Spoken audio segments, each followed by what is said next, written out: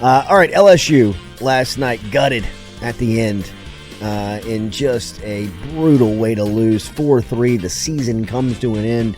LSU gets I don't know how else to describe it other than really just heroic performance from Will Helmers. The senior righty was just on. And LSU has been this program over the last, seems like forever, where you have your back up against the wall, you're up against the ropes, you need somebody to step up, and somebody does. Whether it's, a big-time player or it's somebody kind of out of the wilderness like Will Helmers stepped into last night. He came in the second inning and goes 5 2/3, allowing just 2 hits, 2 walks, 0 earned runs, and 4 strikeouts. It was a absolute heroic. I don't know how else to describe it other than just gamely, timely, clutch, anything that you want to describe in sports or in life of performing in the moment. Will Helmers last night he just has over 17 innings of action all season long. I mean, he is, he has to be the story for LSU last night. It was tough for LSU to lose on a night where he gave you that type of performance. I mean, that was the first thing I thought of when the game went final was, damn, I feel bad for Will Helmers. Because, I mean, a senior who, he started his career at third base. Yeah.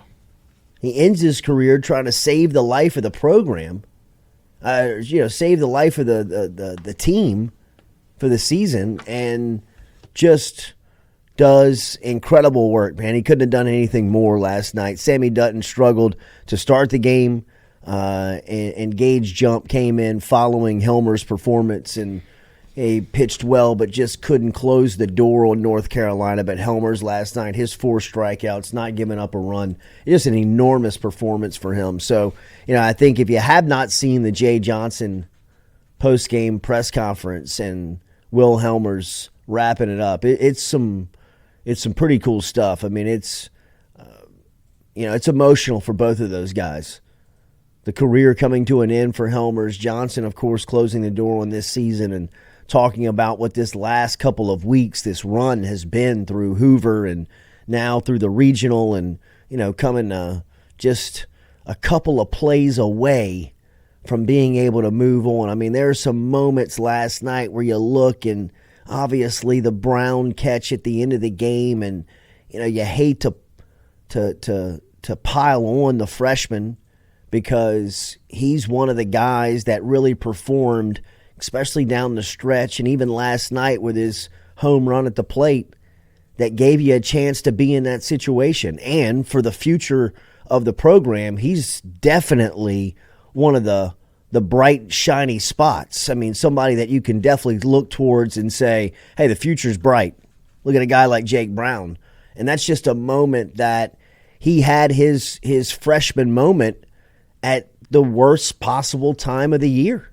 And it's going to be a long off season for Brown, but something that I'm sure he's the type of player that's just going to fuel him to be better. And anybody that is going after Jake Brown, anybody that is going at him on social media, I mean, think about what you're doing before you do something dumb. I mean, he has become one of the great stories of this run for this team this season. And when you look towards the future, if LSU can bring in another recruiting class that has some of these guys like Brown and Milam and these guys that have really caused a difference. Ashton Larson, why did he take him out?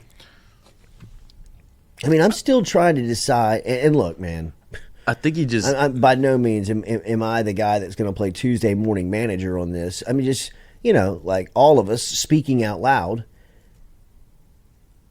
I couldn't believe he put Kling into the game at that moment. I think he put Kling into pinch run, and by default he had to take one of them out. He had to take one of the outfielders out, and you couldn't take Pearson out.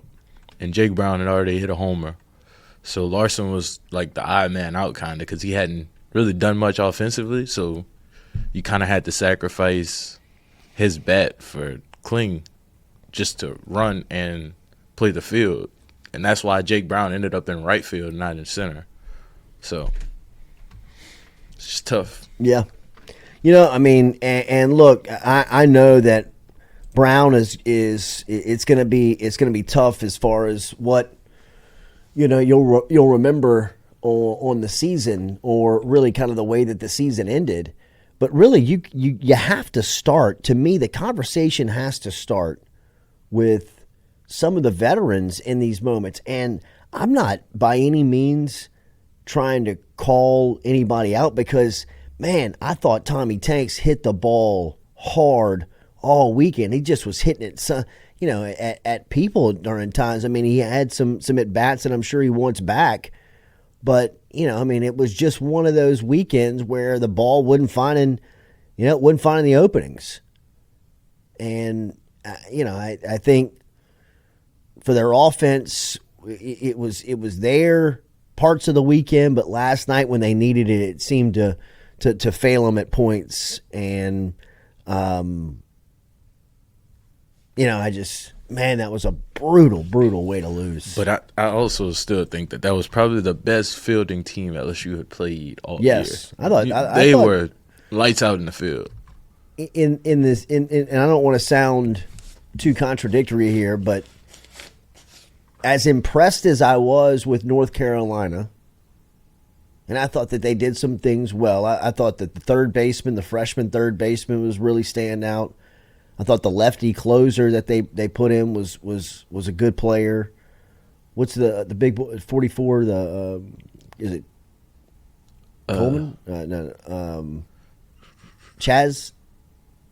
I'm blanking on the name. They're good. I mean, they're pretty solid. In the same vein, I mean, I was thinking like LSU's as good as this team. Yeah, I was no means intimidated by North Carolina going into the game, and when you kind of felt Helmers get into the groove, where you're like, oh man, he's locked in, he's dealing, he's in. It was like, all right, here we go. I mean, they got a trip to the Super Regional hosting on the line against West Virginia. Yeah. Like, fellas. We could go back to Baton Rouge right now. Absolutely. I mean, this is what you play for, but it just was, it was just a brutal way to lose that game. Like I said, I feel so bad for Helmers as it was his best performance. I was going to say a career night. Ever. It was like, it just sucks to lose like that, I mean, especially even like for Jake Brown. Like, I mean, I guess you could kind of put him in that Malik Neighbors type of field of, you dropped the 2 points against Florida State, but you still got to come back. And I mean, he battled back. It's not like he just like packed it in, like whatever. But it's just tough for him to have the day that he was having before that, and then for that to happen. You kind of got to give him, you got to give him his leeway because like, he had a great year. Absolutely. And he had a great day. Man, I'm telling you, anybody that's raining down any criticism on Jake Brown, you should have your phone taken away. You should have your social media privileges taken away. I mean, leave that kid alone. He is somebody that the program in the future is going to be built around. I mean, he'll be batting third, playing center field for the next 2 years. Yeah. I mean, he's fantastic. He's a freshman who's playing a lot of baseball on a big stage, and I'm not making any excuses for him, but at some point you're going to face adversity. You're going to go through some a tough spot. His moment happened at the worst possible time for him. I mean, that's the sport. That's the game. For as beautiful as it can be as just treacherous and brutal. And that's where it was for Brown. I mean, it wasn't as if the ball was a can of corn. It wasn't I mean, I've seen some people talking like it was a routine. Man, that thing was popped. As Jay Johnson described it in his post-game press conference, he's like, look, I don't know what happened on the fly ball. I do know it was scorched. I mean, coming off the bat, that thing was it was kind of moving. And you've seen Larson out there who got caught up in the sun. Maybe the lights came in. I don't know. He should have caught it. I'm not making an excuse. He should have caught the ball. I don't know if it was as routine as most people think it is, but, he dropped it. He dropped it. It was a terrible spot for it to happen. It's going to be a long off season for Brown. I can't imagine what the end of the game was like for him, and just watching that unfold after he could have put him back in the dugout. And really, for that matter, what the bus ride to the airport, the flight home to Baton Rouge, the bus ride back to the facility, driving back to his apartment. I mean, all that stuff's going to weigh on that kid, man. You don't think he's miserable over it? But I also believe that he's young enough and has good support around him where, he flipped this into a real mental positive experience where, you can take this offseason and let that fuel you coming back next year, where I believe Jake Brown might be the top players in the league. I think he's got that type of potential. So I hate it, man. It was, it's a moment that you'll remember amongst, many that should be memories as well, because a kid's a stud. And without him, over the last couple of weeks, his insertion to the lineup, his athleticism, of kind of keeping the pace of defensively Kling, Bingham, and Brown. I mean, the drop-off defensively has not been much. I know he dropped that ball last night, but up until that point, he's been pretty solid. And he gives you the athleticism and the offensive prowess at the plate, man, tough break on the drop. Go have a great offseason, young buck. Come back next year and be the face of be one of the faces of the program. So, just brutal, tough. Hopefully that's kind of the way it works out for him. Is that, it's something that does right by, it helps him to